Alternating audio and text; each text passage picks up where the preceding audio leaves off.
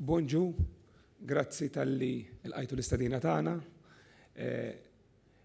Kif anka smajtu fl-aħħar ġranet ħabbarna qed inħabbru llum il-ħruġ tal-PQQ, il-Pre-Qualification Questionnaire, sabiex newordjaw il-konċessjoni biex timbena, tiġi diżinjata, timbena Finance, Operate, Maintain u transfer tal-mina ta' Għawdex. Meta ngħidu d-diżinn, min se jkun qed jibbidja se jkun qed iressaq l quddiem id-diżinn. Min imbagħad se jiġi awarded se jkun qed jibni l-mina, jiffinanzja bħala bider, mhux se nkun qegħdin noħorġu flus aħna, jiġifieri se jkun qed tiġi iffinanzjata, u hawnhekk nispjega aktar il quddiem kif, se jkun qed jopera u jmantni l-mina, u mbagħad fl-aħħar tal-konċessjoni se jkun qed jirritorna lura il-mina lill-Gvern biex ikompli jopera l-Gvern.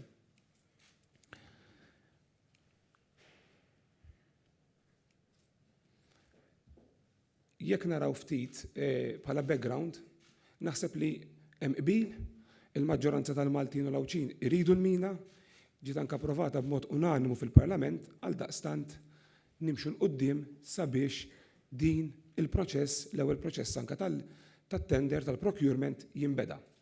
Saru diversi studji, inklużi core sampling, kif se naraw anke fis-slides li jmiss, fl-aħħar xhur, mhux biss fuq il-baħar imma anki fuq l-art. F'Diċembru li għadda ta' 2018, skużi, sena ilu, konna ħriġna dik ngħidu l-PIN, Pre-Information Notice, fejn informajna li ser inkunu qegħdin noħorġu tender għal daqstant lis-suq, we preempted lis-suq li ser ikun hemm din il-tender eventwalment li taqqat mina li tkun qed taqqat iż-żewġ gżejjer flimkien. Bħala EIA, proċess inbeda, qiegħed fi stadju avvanzat, imma kif anke naraw il-qudiem irid jiġi konkluż kif eventwalment ikollna anki id-diżinn finali lest. Għal daqstant għalissa hemm diversi studji dawk ġeoloġiċi tal-ambjent, eċetera, għaddejjin hemm minnhom anki konklużi, imma l-EIA per se ikun konkluż kif ikollna id-diżinn finali. Hawnhekk kif spjegajt qed naraw core sampling fil-baħar li saru wkoll kif qed fix-xhur li għaddew. Il-proċess tal-procurement biex jintgħażel dak li nsejħu l-konċessjonarju. Hemm tliet fażijiet. Il-PQQ illum, il-Pre-Qualification Questionnaire. Irridu f'dan l-ewwel stadju ser inkunu qegħdin naraw min qed jitfa' l-bid kemm il-kapaċità tiegħu finanzjarja, teknika u l-expertise tiegħu. U mbagħad kif il-bids, il-PQQ tagħlaq ser inkunu qegħdin nirrankjaw l-ewwel 5, l-ewwel 5 bidders ser ikunu qegħdin jgħaddu għat-tieni fażi, il-fażi fejn jiġu invitati biex jipparteċipaw f'dialogue. Dik insejħu l-ITPD. Għal daqstant hemmhekk se jkunu mitluba li jissottomettu id-diżinn dettaljat, ser ikunu qegħdin nitkellmu wieħed separati mal-ewwel 5 li ġew ranked fejn niddiskutu id-diżinn kif jista' jiġi mtejjeb u anki jekk hemm xi kjarifiċi, kif imbagħad jagħlaq din il-fażi immorru għall-aħħar fażi. Dawn il-5 se jkunu mitluba jagħmlu l-offerta finali, offerta li apparti issa tkun tinkludi dik teknika, tkun tinkludi wkoll dik finanzjarja. Allura hemm 3 fażijiet u din hija l-ewwel fażi li aħna qegħdin nressu l-qudiem illum, il-PQQ. X'fih id-dokument, x'qed nistennew? Dokument fih diversi studji, fosthom 9 studji, CBA, eċetera, u dana huma kollha available online għal kull min jidħol fis-sajt tad-Dipartiment tal-Kuntratti u hemm anke informazzjoni oħra. Bħala PQQ qegħdin naraw li din tagħlaq fil-9 ta' April ta' din is-sena, imma min se jkun qed jitfa' il-bid għandu ċans sa' 27 ta' Marzu sabiex jitlob kjarifiki. U naħseb hawnhekk nixtieq nagħmel punt importanti ħafna. ċertu informazzjoni minn issa l-qudiem ma nistgħux nagħtuha pubblikament. Jiġifieri min għandu ċertu mistoqsijiet anke tekniċi relatati mal-PQQ jista' jagħti il-każ nirreferuh biex iressaqhom il-qudiem fil-website tad-DOC fejn hemmhekk il-mistoqsija ma tingħatax biss lil dak l-individwu jew lil dik il-medja, eċċetera, imma tingħata lil kulħadd biex għal daqstant ikun trasparenti il-proċess tal-procurement. Bħala l-evalwazzjoni tal-PQQ għandek dik li għal administrative compliance, kull tender li joħroġ il-gvern, kull tender. Għandek l-ewwel fażi administrattiva. Iġifieri naraw li min tefa l-offerta, tefa d-dokumenti kollha li hemm bżonn. Iġifieri dak kollox li aħna tlabna, naraw li qiegħed hemmhekk. Min, ovvjament, hemm xi nuqqas hemmhekk, allura jitnaqsu l-punti jew ma jgħaddix għal fażi li jmiss. U iż-żewġ fażijiet l-oħra hija l-economic and financial standing u it-technical and professional capabilities. Nimxu fuq l-economic and financial standings. Min jibbidja il-konsorzju irid ikollu tal-anqas $9 biljun annual average turnover fl-aħħar 3 snin. Irid ikun tal-anqas b'enamina simili ta' valur ta' 250 miljun fl-aħħar 10 snin. Bħala minimum equity balance $9 biljun u aktar minn 0.5 minimum average current ratio. Irridu nassiguraw ruħna li min se jkun qed jersel qudiem biex jitfa' l-offerti huwa b'saħħtu wkoll finanzjarjament. Mhux biss teknikament, kif anke rajna u se naraw, imma anki finanzjarjament. Jekk imbagħad nieħdu it-teknika, min se jkun qed jitfa' l-offerta? X'qed nistennew li jpoġġi fil-PQQ? Importanti li jkollu l-esperjenza kif semmejt tal-inqas mina fl-aħħar 10 snin ta' valur ta' 250 miljun, allura anke hemmhekk qegħdin nassiguraw li min qed jitfa' l-offerta għandu esperjenza f'dan simili. Qed naraw li għandu wkoll il-personell, il-human resources neċessari sabiex u għandu l-esperjenza sabiex jagħmel proġett simili. Imma wkoll qegħdin nitolbu wkoll fejn jidħol health and safety kemm ikollu accident-free man hours. Għalfejn, ħalli nkunu ċerti wkoll li min qiegħed jitfa' l-offerta ukoll mhix biss għax għandu forsi esperjenza u għamel diversi proġetti, imma anke il-kapaċità qegħdin aħna nevalwaw ta' min qed jitfa' l-offerta. Ukoll l-environmental record qegħdin ukoll nitolbu li jekk kellu xi infringements, xi nuqqasijiet fil-passat dawn iridu jitniżlu wkoll f'dan l-istadju, fl-ewwel stadju tal-PQQ. Kif aħna mbagħad ngħaddu daw it-tliet fażijiet, il-bidders se jkunu qegħdin nagħtaw scores minn 100 u l-ewwel 5 jiġu rankjati u l-ewwel 5 kif qed jimxu għat-tieni fażi tal-procurement. Fil-PQQ aħna għamilna dak li nsejħulu a conceptual design. Mhux neċessarjament, u din importanti ħafna, mhux neċessarjament dan id-design li anke ħanispjega issa, mhux neċessarjament se jkun hu id-design għalfejn. Qed inħallu l-option li min jitfa' l-bid jipproponi design mod ieħor. Jipproponi xi ħaġa differenti. Imma aħna anke parti mill-istudji tagħna ressaqna wkoll il-qudiem dak li nsejħulu l-conceptual design fejn spjegajna kif anke tista' ssir din it-tunnel bejn iż-żewġ gżejjer. Tul ta' 14 kilometru, dak huwa l-anqas rotta possibbli li stajna insibu, portals dħul u ħruġ waħda x-xemxija u l-oħra il-barra eżatt kif toħroġ minn nadur bħala wisa ta' mina 14 metru u titqatta dak li nsejħulu road header, makkinarju apposta li jkun qed iqatta l-mina biex jifforma ix-shape ta' dak li huwa id-design li aħna ressaqna l-qudiem. Din hija r-rotta ta' minn fejn aħna bħala conceptual design qed nipproponu li tista' tgħaddi. Importanti li l-mina jkollha kif inka issa ħanaraw fid-design li jmiss an emergency corridor, kurutur fejn persuna f'każ ta' emerġenza tista' tirrikorri u tidħol fiha, jiġifieri kull 100 metru irid tkun hemm bieb li jwaslek għal dan il-kurutur. Liema kurutur iwaslek imbagħad għal dak li jsejħulu refuge space, refuge area, fejn tistenna sakemm il-civil protection, il-pulizija, eċetera, jkunu jistgħu jidħlu sabiex jiklirjaw il-periklu li jista' jkun hemm fil-mina. Se jkun hemm 27 lejbaj fejn karozza tista' anki tieqaf u anki 7 postijiet fejn vetturi kbar jistgħu idawru. U fit-dħul jew ħruġ ta' kull naħa ser ikun hemm bini tekniku li jospita bħal civil protection, etc., il-distribution center tal-elettriku, fejn hemmhekk ser ikun qiegħed jospita n-nies anke l-personell li jkunu stand-by il-ħin kollu f'każ ta' emerġenza. Din hija il-diżinn fejn qed naraw fil-ġemp dak il-kurutur li semmejt ta' emerġenza, żewġ korsiji, 1.5 metri clear fin-nofs, u dak huwa id-diżinn concept design li aħna tresqu l-qudiem. Nerġa' nirrepeti, mhux neċessarjament ikun dan id-diżinn.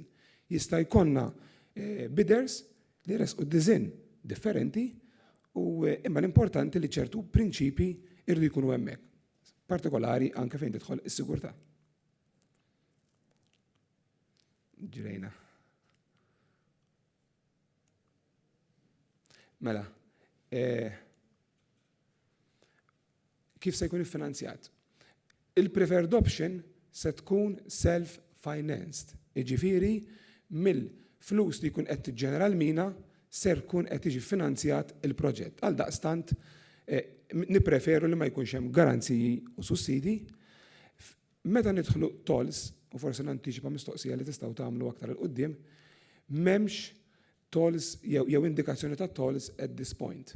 Dik se tkun qed tingħata fl-aħħar fażi fejn il-bidders dawk il-5 li se jkunu shortlisted, apparti se jkunu qegħdin jagħtu id-diżinn finali, se jkunu qed iresqu wkoll il-pakkett finanzjarju li tinkludi wkoll it-toll li ser ikun qegħdin jiġu implementati.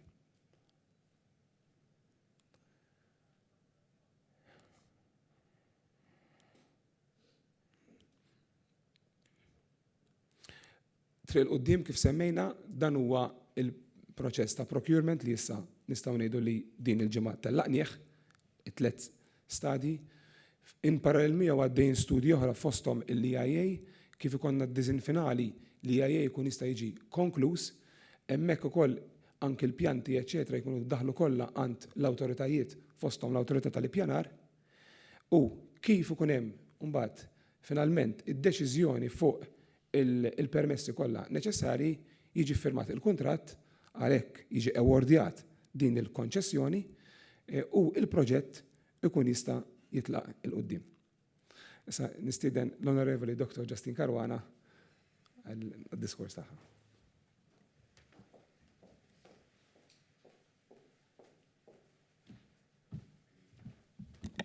Bonġu lilkom ilkoll.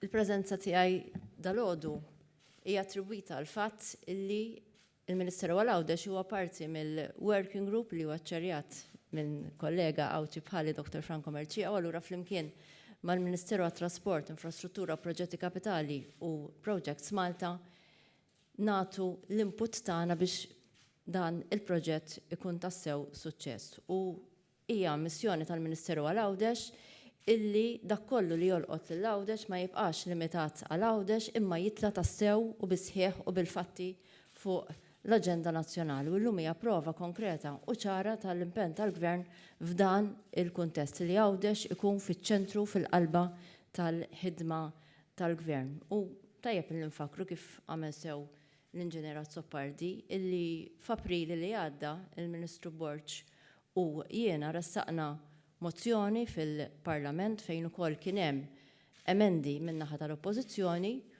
u il-Parlament almenu min-naħa tal-Gvern żgur issiġillajna l-impenn tal-Gvern favur il-proġett tal-mina bejn iż-żewġ gżejjer. U waħda mir-raġunijiet għaliex għamilna dan għaliex huwa l-ikbar proġett il qatt kellna u li ħajkonna f'Għawdex u huwa proġett illi diġà firex fuq leġislaturi u rrid jifrex ukoll anke fuq possibilment iktar żmien. U allura ridna li jkollna il-commitment ċar tal-Gvern li dan il-proġett mhuwiex ħolma imma ser isir realtà.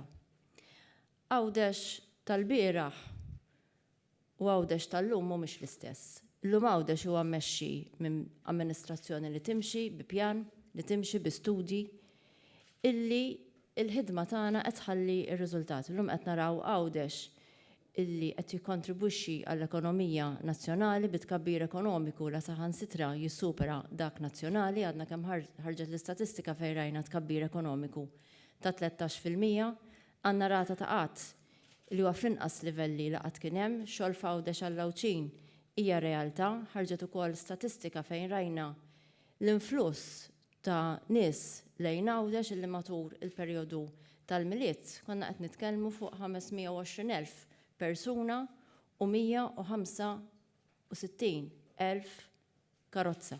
Żieda ta' 20,000 fuq is-sena l-oħra fejn jidħlu l-passiġġieri u 10,000 karozza il fuq iktar mis-sena li għaddiet. U dan ifisser illi Għawdex qed isir destinazzjoni infittxija mhux biss għal turiżmu imma wkoll anki għall-investiment. U rajna wkoll fejn is-sena li għaddiet kellna żewġ investimenti kbar, investiment barrani dirett u dan jixed il-potenzjal ta' Għawdex. Però maħniex kontenti b'dak illi għandna sa issa, dan is-suċċess illi qegħdin niksbu mhux biss irridu nsostnuh imma rridu inkabruh u Għawdex għandu dan il-potenzjal.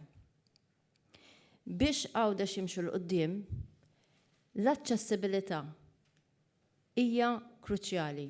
U f'dan il-kuntest kollu fejn aħna qegħdin nimxu bi strateġija li se toħodna sal-2030, din l-istrateġija hija pperjata wkoll anke fuq il-proġett tal-mina, fejn qed naraw il-proġett tal-mina bħala game changer biex mhux biss nżidu l-investiment, mhux biss insaħħu l-ekonomija, imma wkoll biex l-Lawċin ikollhom ħajja iktar kwalitattiva. U meta qed nitkellmu fuq dan il-proġett, aħna qed narawh bħala il-proġett ċentrali illi madwaru però hemm strateġija illi permezz tagħha Għawdex u Lawċin iva se jilħqu il-potenzjal u l-milja tagħhom.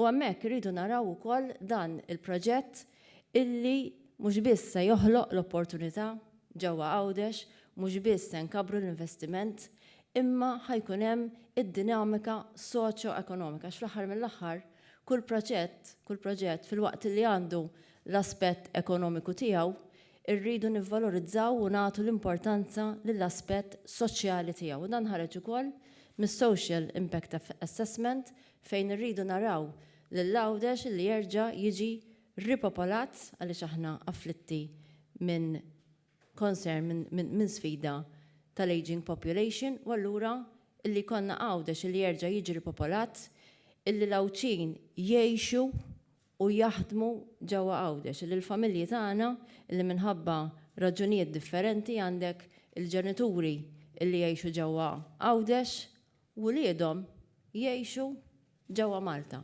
Ġifieri hemm aspett ta' kwalità ta' ħajja illi dan il-proġett ċertament ħajkun qed jindirizza.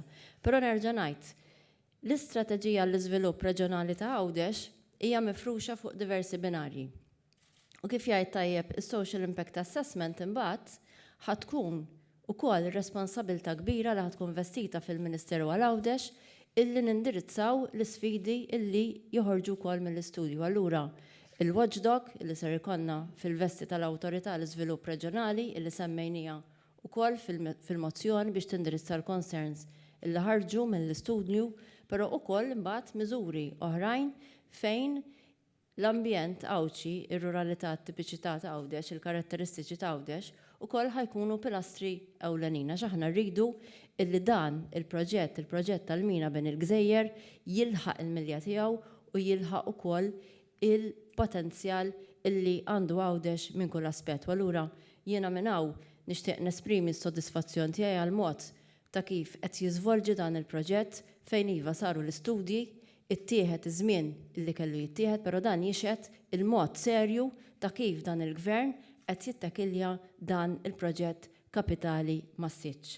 Jiena minn hawn ukoll nixtieq nirringrazzja lill-Ministru Borġ, lill-Inġiniera Zoppardi, it-tim tekniku kollu għaliex qed naħdmu in sintonija flimkien biex nassiguraw illi dan il-proġett mhux biss jitwettaq imma ukoll ħalli r-riżultati li kollha kemm aħna Lawċin mhux biss ħlomna bihom imma llum il-ġurnata qed narawhom jitwettqu għal ġid ta' Għawdex u ta' Lawċin. Grazzi ħafna.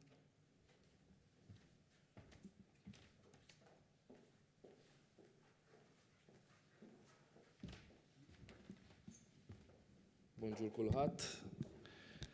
L-istorja riedet illi dan il-pajjiż ikun magħmul minn numru ta' gżejjer illi jgħixu il-familji illi jitħaddmu in-negozji, ekonomiji vibranti. L-istorja riedet illi dan il-pajjiż ma jkunx maqqat mal-komplement ta' xi kontinent. U allura matul iż-żminijiet dejjem arafna bħala poplu nikkumbattu l-isfida tal-konnettività. Malta mal-kumplament tad-dinja, mal-kumplament tal-Mediterran, sew jekkux l-Ewropa, sew jekkux l-Afrika ta' fuq, kif ukoll allura iżjed minna in-nies li ngħixu f'Malta l-għawċin. Dik illi ħafna jirreferu għalija b'mod tekniku wkoll l-insularjetà doppja. Il-fatt illi inti meta diġà ma stajtx timxi minn pajjiż għal ieħor, ma stajtx tieħu mixja minn Franza għall-Italja, u allura rid taqbad ajruplan, rid taqbad vapur, inti saħansitra jekk inti għawċi, inti saħansitra jekk titwassal prodott jew servizz għawdex, inti rid l-ewwel tieqaf il-Port Malta, inti rid l-ewwel tieqaf l-Ajruport Malta, imbagħad terġa' taqbad vjaġġ ieħor li twasslek għal gżira fejn jgħixu fiha il-fuq minn 20,000 persuna, familji Maltin bħalna illi jridu jikkumbattu allura il-konnettività b'mod doppju ngħidin għaliex insertaw jgħixu fi gżira fost il-gżejjer. U naħseb illi b'din il-perspettiva matul iż-żminijiet dejjem ħassejna bħala poplu, speċjalment l-għawċin infushom, illi għandhom ikunu maqda ma' Malta b'mod permanenti. U kemm kellna diskussjonijiet, però qatt ma wasal sal-punt li wasalna llum. L-istorja urietna kemm kellna gvernijiet, prim ministri, ministri illi tkellmu fuq din il-konnettività permanenti, iżda qatt ma wasalna sal-punt li wasalna llum. Sejħa internazzjonali bil-kriterji forsi hawn min jgħid ambizzjużi ħafna, imma żgur li mhuwiex xi proġett fejn wieħed jippermetti esperimenti. U allura fejn naraw jekk hemmx żgur li jeżistu għaliex maħniex qed nivvintaw ir-rota, mini bħal dawn jeżistu, jien personalment vjaġġajt fihom ma nafx jekk intom kellkomx l-opportunità, ċert li ħafna mill-Maltin vjaġġaw. Jekk hux mina taħt il-baħar, jekk hux mina taħt muntanja illi titpaxxa tħares il fuq u tgħid jiena ħanaddi numru ta' kilometri minn ġo fija. M'għandniex għalfejn immorru l-bogħod. Anke tasal sal-eqreb gżira illi għandha Malta, sqalli għan nifisha. Maħniex qed nivvintaw ir-rota. Imma rridu li minn sejjer sa l-qudiem ikollu l-kapaċitajiet u allura jagħti s-serħan il-moħħ li dan il-proġett jista' iwettqu b'tali mod u allura nindirizzaw mistoqsija ta' ħafna nies illi tara fil-mezzi soċjali. Kemm se tonfqu flus għalija? Jindirizzaw b'mod allura sostenibbli mingħajr ma l-gvern joħroġ il-flus għaliex kif huwa mistenni wieħed irid iħallas sabiex jgħaddi minn proġett bħal dan u noħolqu opportunitajiet ġodda. Opportunitajiet fuq kollox għall-għawċin. Il-bieraħ fil-għaxija jiena kelli bżonn nitla' għawdex. Il-traġitt, il-kedda, l-istennija f'ċertu żminijiet tas-sena l-inċertezza jekk tistax taqsam. U allura dak ir-raġel tal-familja li jrid jitlaq minn ta' Sannat kull filgħodu sabiex fis-seba' jibda xogħol il-Marsa b'Irżebbuġa. Dik it-tfajla mill-arb li trid tmur l-università tara li tlaħħaq u tqabbel tal-linja mal-vapur jew tittaħseb iktar kmieni jekk ħad ivvjaġġa bil-karozza tagħha biex tilħaq parkeġġ. U dawn huma l-istejjer tal-għawċin. dawn huma l-ister tal-Awċin li forsi mhux forsi aħna qatt ma nistgħu nifhmuhom jekk ma nagħmluhiex aħna nfusna. U tagħmilha mhux darba biex titla' tiddeverti f'Santa Marija u nqogħdu ngergru li hemm il-kjuż għax ħammorru darba. Min jagħmilha kuljum? Darbtejn tal-inqas kuljum. 4 direzzjonijiet. U allura dan il-proġett mhux biss inħasset il-ħtieġa tiegħu matul is-snin sa minn qabel l-indipendenza. Dejjem kien hemm id-diskussjoni jekk Malta Għawdex għandhom xi jingħaqdu b'mod permanenti. Però wasalna biex f'April tas-sena l-oħra fuq mozzjoni illi ressaqna l-Ministru għal Għawdex u jiena ġibna approvazzjoni unanima ta' dawk preżenti fil-Kamra. Għaliex nafu li dan huwa proġett u minn hawn insellimlu illi bdieħ l-ex-Ministru għal Għawdex, l-ex-Ministru għal responsabiltajiet differenti, skużawni, mhux għal Għawdex, l-Onorevoli Chris Said, u bqajna għaddejjin nibnu fuq dak it-tajjeb. Il-konsulenti li tqabdu dakinhar huma l-istess konsulenti li baqgħu jimxu l-mixja matul dawn is-7 snin ta' gvern differenti, gvern laburista. U allura diġà qegħdin fit-tielet leġislatura minn mindu xi ħaġa konkreta ttelqet. U aħna xtaqna li jkun hemm iċ-ċertezza politika. Il-Parlament, l-ogħla istituzzjoni tal-pajjiż. U dakinhar b'vot unanimu ħadna deċiżjoni. Jiena ħadd deċiżjoni wkoll li dan il-proġett nafdaħ fidejn Infrastructure Malta illi it-track record tagħha f'din l-ewwel sena illi għadha kemm ġiet konkluża huwa wieħed impressjonanti. U għal daqstant ħadmu taħt it-tmexxija tal-Enġinier Azzopardi, nara chairman tal-board hawnhekk Perit Farrugia u numru ta' enġiniera u ħaddiem oħra tal-entità, periti u nies tekniċi, esperti f'diversi oqsma jekkux finanzjarji, jekkux ambjentali, jekkux ġeoloġiċi illi tqabdu. U flimkien waslu sa dan il-punt.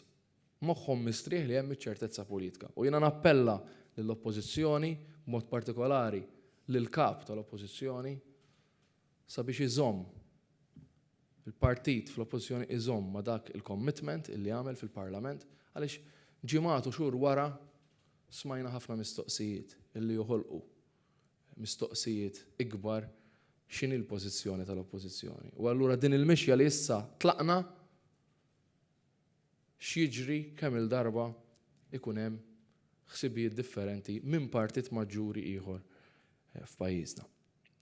Hawnhekk qed naraw numru ta' salvagwardji jekkux ambjentali, jekkux finanzjari, jekkux soċjali fuq dan il-proġett. Jiena nifhem u napprezza li dan huwa proġett li joħloq numru ta' diskussjonijiet u naħseb li d-diskussjoni hija sana għandha tkompli għaddejja waqt illi l-awtoritajiet jaraw illi proġett maġġuri bħal dan, l-ikbar proġett infrastrutturali li qatt ħajkun ra pajjiżna isegwi il-ħtiġijiet u jirrispetta l-liġijiet kollha ta' pajjiż membru fl-Unjoni Ewropea. Ma nistgħux nistrieħu illi wasalna. Dan huwa proġett li ħajħu ħafna u ħafna snin. U allura l-appell tiegħi lejn l-entitajiet, lejn l-awtoritajiet sabiex ikomplu jaħdmu u jiżguraw li din l-opportunità li huma għandhom li jirrealizzaw din il-ħolma tkompli għaddejja sal-punt li iva ikollna din il-konnettività permanenti bejn dawn iż-żewġ gżejjer. Iż-żewġ gżejjer tagħna illi ngħixu aħna l-Għawċin u l-Maltin fihom. Kliem ta' ringrazzjament b'mod partikolari l-Enġinier Azzopardi u t-tim tiegħu Infrastructure Malta, segretarju permanenti illi ikun qed jikkoordina d-diversi ħidmiet ġewwa l-Ministeru imma anke ma' Ministeri oħra issemmew b'mod partikolari l-Ministeru għal Għawdex insellem il-Ministru l-Onorevoli Dr. Justin Caruana, il-Ministeru tal-Finanzi illi taħtu hemmhekk allura għandek id-Dipartiment tal-Kuntratti illi imexxi konċessjoni u proċess bħal dan. Nirringrazzja lil sħabi il-membri tal-Gvern hawnhekk għandi ż-żewġ membri tal-Kabinett illi huma deputati mill-Gżira Awċija, l-Onorevoli Justin Caruana, Ministru Għal-Għawdex, u s-Segretarju Parlamentari Clint Camilleri illi wkoll ġej mill-Gżira Awċija. Kelma ta' ringrazzjament il-min li żjed li fakkarni illi għandna mandat mingħand il-poplu. Il-ħabib tiegħi Franco Merċieqa illi mexxa wkoll il-Kumitat ta' ħidma matul dawn ix-xhur u l-ħidma tiegħu fuq dan il-proġett fadlilha ħafna u ħafna iżjed żmien. Nirringrazzja lil sħabna l-kumplament tal-Gvern u d-deputati kollha tal-Parlament miż-żewġ naħat tal-Kamra li qegħdin jappoġġjaw din il-ħidma u il-dawk kollha illi qegħdin jikkoperaw sabiex nagħtu din il-konnettività permanenti lil pajjiżna kollu kemm hu. Nirringrazzjakom.